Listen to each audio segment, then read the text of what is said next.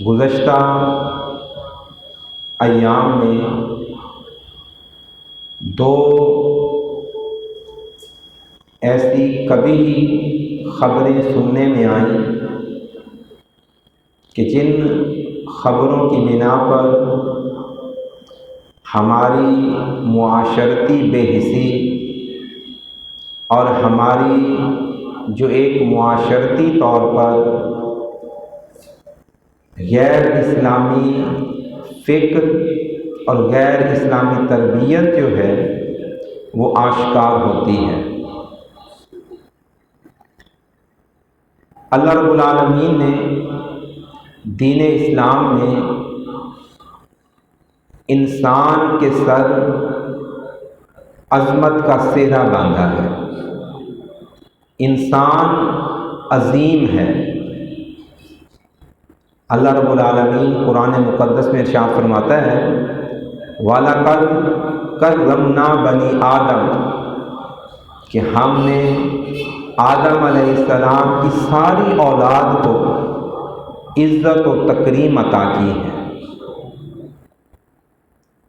یہی بات اللہ پاک لَقَدْ خَلَقْنَا الْإِنسَانَ فِي أَحْسَنِ تَقْوِيمٍ میں بھی بیان فرماتا ہے کہ ہم نے انسان کو سب سے بہترین پیرائے میں، سب سے سونے نئے نقش میں اور خوبصورت روپ میں پیدا کیا ہے۔ اور اللہ رب العالمین نے قرآن مقدس میں اس حقیقت کو بھی آشکار کر دیا کہ خلقتہ بیدیہ، کہ میں بندہ خدا کی تخلیق اپنے دست قدرت سے کرتا ہوں۔ حدیث قدسی ہے، اللہ پاک کا فرمان ہے کہ جس بندے کی بھی تخلیق اس کے ماں کے بطن میں ہو رہی ہوتی ہے، سارے اعضاء بچے کے اللہ کے اذن سے فرشتے بناتے ہیں۔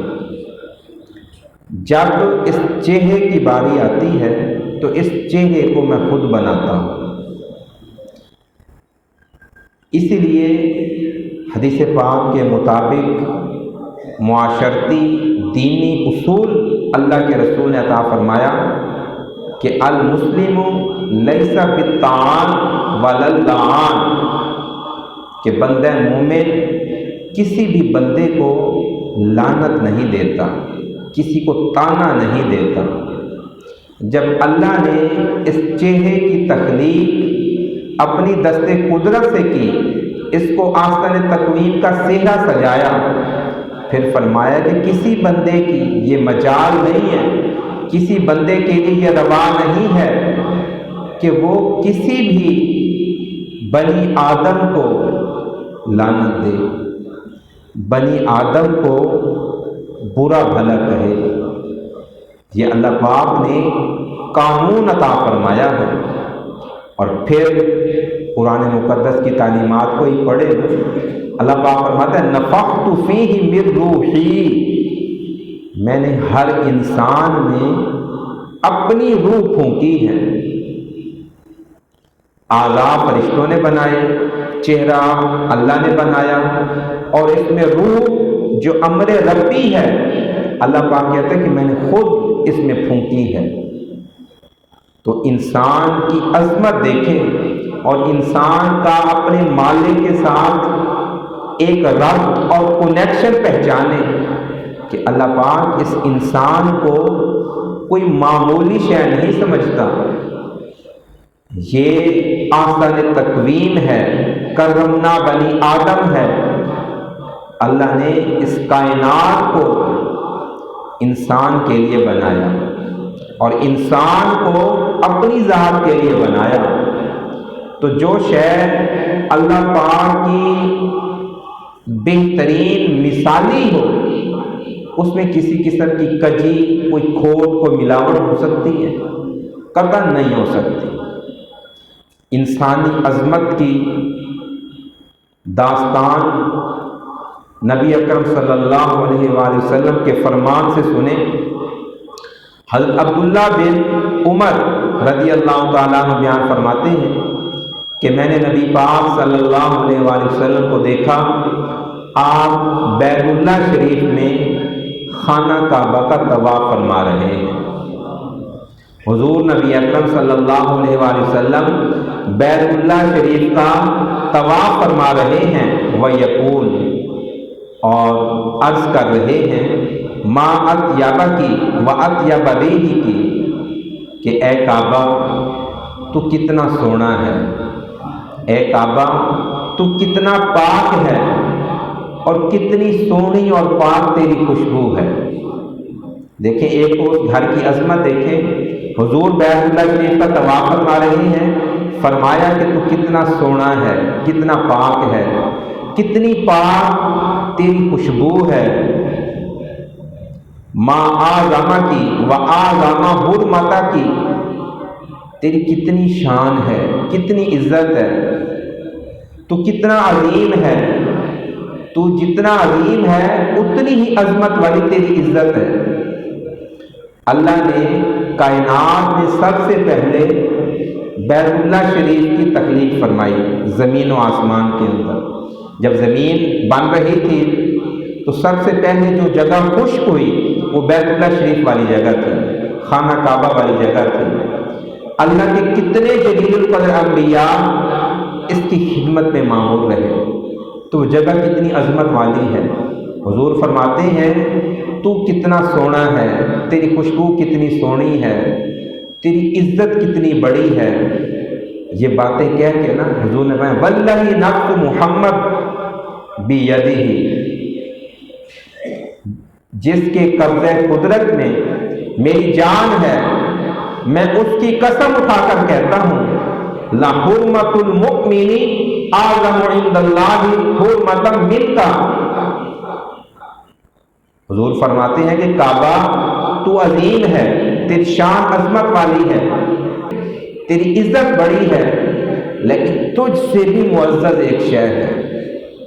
کعبہ تجھ سے معزز بھی ایک شے ہے، وہ کیا ہے؟ لحرمت المؤمن اعظم منک، کہ جو اللہ کو ماننے والا بندہ ہے اس کی عزت تجھ سے بڑھ کر ہے۔ کعبے بہت عظمت والا ہے، بہت عظیم ہے، لیکن جو کلمہ پڑھتا ہے اس کی شان، اس کی عظمت کعبے سے بھی بڑھ کر ہے۔ وَأَن نَظُنَّ بِهِ إِلَّا خَيْرًا، حضور فرماتے ہیں کہ ہمیں اس بندہ مومن کے بارے میں ہمیشہ خیر سوچنی چاہیے، خیر کا گمان کرنا چاہیے۔ جب ایک بندے کی اتنی شان ہے، اتنی عظمت ہے، جو بیت اللہ شریف سے بھی بڑھ کر ہے، آج کوئی بندہ اسے یہ دھیان ہی نہ پڑے کہ یہ اللہ کا شہکار بندہ ہے، اللہ کی کمال تخلیق ہے، اللہ نے اس کے سر پر اپنی خلافت اور نیابت کا تاج پہنایا ہے، یہ مسجود ملائک ہے، اور کوئی بندہ اٹھے اور اٹھ کر کسی کو اس کا گلا نوچ لے، اس کے پیٹ میں خنجر گھونپ دے، اس کو کوئی ہاتھا پائی کر کے ہلاک کر دے، یہ کب روا ہو سکتا ہے؟ جب کسی مسلمان کو تانا نہیں دے سکتے، اس کو لعنت نہیں دے سکتے، اس سے حسد نہیں کر سکتے، کجا یہ کہ اس کی جان کے در پہ ہو جائے۔ اس کی جان تو اللہ پاک کی امانت ہے۔ اللہ پاک فرماتا ہے من قتل نفسا بغیر نفس، جو کوئی بندہ کسی جان کو طلب کرتا ہے، نقصان پہنچاتا ہے، او فساد فی الارض، یا زمین میں فتنہ فساد پھیلانے کے لیے قتل کر دیتا ہے، میں رب ہو کر یہ اعلان کرتا ہوں فَكَأَنَّمَا قَتَلَ النَّاسَ جَمِيعًا، گویا اس نے ساری انسانیت کا قتل کر دیا۔ اب اس بندے کو زمین پہ رہنے کا حق نہیں ہے۔ اللہ پاک فرماتا یا ایھا الذین آمنوا کتب علیکم القصاص فی القتلی، میرے ماننے والوں، میں نے انسان کو ڈھیر عظمت دی ہے، ڈھیر کی شان ہے، اس کا مرتبہ کعبے سے بھی بڑھ کر ہے، لیکن جو بندہ کسی میرے دوسرے بندے کے نقصان پہنچاتا ہے اسے اب اس زمین پر رہنے کا حق نہیں ہے۔ میں مالک کو کر کہتا ہوں کہ اس انسان کی جان تلف کرنے والے قاتل کو بدلے کے طور پر تم بھی قتل کر لو۔ دیکھیں نا، ایک بندہ جو کسی ایک کی جان لے رہا ہے تو عین ممکن ہے کل وہ دوسرے کی لے گا، پرسوں تیسرے کی لے گا، وہ تو معاشرے کا کینسر بن جائے گا، وہ تو معاشرے کے اندر خرابی پھیلائے گا۔ اور اللہ پاک جو ہے وہ معاشرے میں خیر چاہتا ہے، معاشرے میں بھلائی چاہتا ہے کہ جس میں انسان انسان کا ہمدرد ہو، انسان انسان کا خیر خواہ ہو۔ اور یہاں خبریں کیا سننے کو ملتی ہیں کہ پیسے نکالو، پیسے نہیں ہیں، پستول نکالا اور تڑ اور جو پتوں کی والی خبر چل رہی ہے اس میں ہماری کتنی معاشرتی بے حسی ہے کہ کوئی چیز بیچنے والا ہے یا سوال کرنے والا ہے، جو بھی اس کا ایک سلسلہ ہے، کام کاج ہے، اس کی بنا پر اس پہ اتنا تشدد کرے کہ اس کی جان طلب کر دیں۔ یہ اللہ کو ماننے والے لوگ ایسا نہیں کرتے، اللہ پہ توکل کرنے والے ایسا نہیں کرتے۔ جس نے کلمہ دل سے پڑھا ہے اس سے یہ سرزد نہیں ہو سکتا، وہ ہمارے اندر رہتا ہے، اپنے آپ کو کہتا مسلمان ہے، لیکن مسلمان کی میم کیا، میم کی پے تک بھی وہ نہیں ہے۔ صاحبو، ایسے ظالم لوگوں کو میں نے اور آپ نے پہچاننا ہے، ان کی حوصلہ شکنی کرنی ہے، ان کو ان گناہوں سے روکنا ہے، اور اس کے اندر میری اور آپ کی برابر کی ذمہ داری ہے۔ نبی اکرم صلی اللہ علیہ وآلہ وسلم کا فرمان عالی شان ہے، لا یشیر احدکم الی اخیہ بالسلاح، کہ تم میں سے کوئی بھی بندہ کسی دوسرے مسلمان کی طرف اپنے اسلحے کے ساتھ اشارہ بھی نہ کرے۔ یعنی کہ کچھ لوگ کام کاج کے لیے، ضرورت کے لیے کوئی چھری، چاقو، کوئی بندوق اپنے پاس رکھتے ہیں دفاعی طور پر، تو کسی کے اوپر تانے نہ، کسی کا نشانہ نہ باندھے، مذاق کے طور پر، دل جوئی کے طور پر ایسا قتل کرنے کی اجازت نہیں ہے۔ پھر فرمایا فَإِنَّهُ لَا يَدْرِي أَحَدُكُمْ لَعَلَّ الشَّيْطَانَ يَنزِغُ فِي يَدِهِ، کیا پتہ، اور ایسی خبریں بھی ہمیں اپنے معاشرے کے اندر گردش کرتی ہوئی ملتی ہیں۔ حضور فرما رہے ہیں کیا پتہ شیطان تجھ سے ایسی غلطی کروا دے اور کھیلتے ہوئے یا ہنسی مذاق کے اندر تجھ سے وہ اسلحہ جو ہے بے قابو ہو جائے، اور ایک مسلمان معاشرے کا مسلمان فرد اپنی زندگی سے ہاتھ دھو بیٹھے، تو تم تو کتنے اپنے آپ کو شقی بنانے والے ہو، بدبخت بنانے والے ہو۔ اور اس صورتحال میں اللہ نے مجھے اور آپ کو یہ نصیحتیں کی ہیں، یہ باتیں سمجھائی ہیں کہ میں اور آپ معاشرے کے مفید فرد بنے، معاشرے کے خیر خواہ بنے، اور جب میں اور آپ اپنے طور پر خیر خواہ بنیں گے تو انشاءاللہ یہ جو کالی بھیڑیں ہیں جو ہمارے معاشرے کو نقصان پہنچاتی ہیں، جو دین کے نام پر بے دینی، خوف و ہراس، دہشت گردی پھیلاتے ہیں، یہ یقیناً اس معاشرے میں پنپ نہیں سکیں گے، جی نہیں سکیں گے۔ مجھے اور آپ کو ذرا دلیر، حوصلہ مند اور ہوش کے ناخن لینے پڑیں گے۔ حضور فرماتے ہیں من آن علی قتل مؤمن بشطر کلمۃ اللہ عز وجل مکتوب بین عینیہ آئس من رحمت اللہ۔ حضور فرماتے ہیں کہ اگر اس معاشرے میں بسنے والے کسی فرد نے کسی دوسرے بندے کے قتل میں ایک کلمہ بول کر، ایک لفظ بول کر بھی مدد کی نا، کہ ہاں یار فلاں اشفاق جو ہے نا یہاں سے گزرا ہے، فلاں یہاں رہتا ہے، فلاں کو میں نے یہاں دیکھا ہے، ہاں یار وہ تو بندہ ہی گندا ہے جناب۔ ہم دوسروں کو کوئی سوال جواب کریں تو دوسروں کے خلاف بھڑکانے کے لیے کوشش کرتے ہیں۔